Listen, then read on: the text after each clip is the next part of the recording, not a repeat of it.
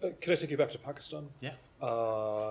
The Cypher cable, supposedly, that's been reported. Just, I know that you've had some on-record comments on this, but I wanted to ask you about the veracity of the comments. It's obviously a Pakistani document. Does the United States generally think that what was reported there was accurate? So a few things. One, yes, it's a report reported to be a Pakistani document. I can't speak to whether it is an actual Pakistani document or not. Just simply don't know. With respect to the comments that were reported, I'm not going to speak to private diplomatic exchanges, other than to say that even if those comments were accurate as reported, they in no way show the United States taking a position on who the leader of Pakistan ought to be.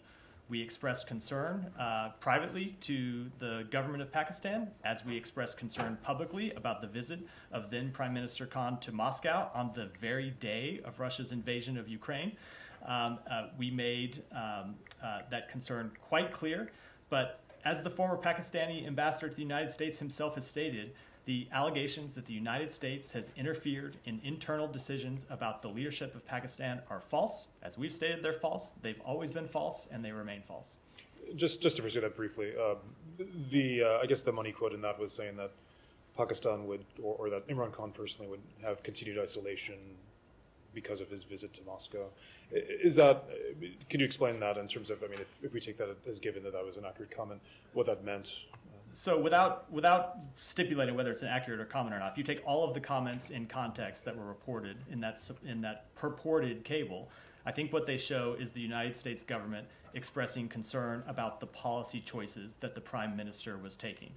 It is not in any way the United States government expressing a preference on who the leadership of Pakistan ought to be. Well, Matt, just you can go.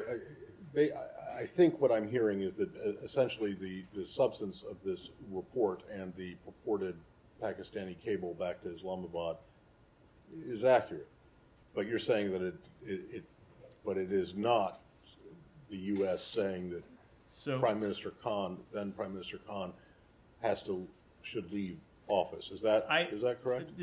Close-ish. I cannot speak to the veracity. Close-ish. Then I'll explain what I mean. I'll explain what I mean by close-ish. That's a diplomatic term. Exactly. I'll explain what I mean by that, which is I cannot speak to the veracity of this document. Okay. What I can, let me just finish. What I can say, let's even if those comments were all 100% accurate as reported, which I do not know them to be, they do not in any way show a representative of the State Department taking a position on who the leadership. They're commenting on. You can understand, though, perhaps you can understand why other countries might think when the U.S. weighs in, even in a way like this, that it is taking a position on it. So, I mean, I can think name like 5 or 10 leaders who the United States has sought to oust, including some that it has been successful in ousting, although not only after military invasions.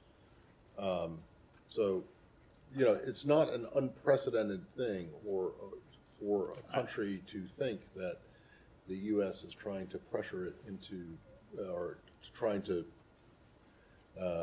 make its views known about who it thinks should be the leader of a country, right? I will say that I can understand how those comments, number one, could be taken out of context, and number two, how people might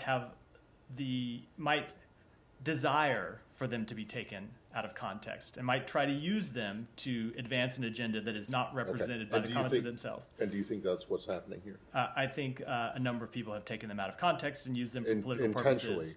I won't speak to intentions, but I think that's what's happened. Thank you.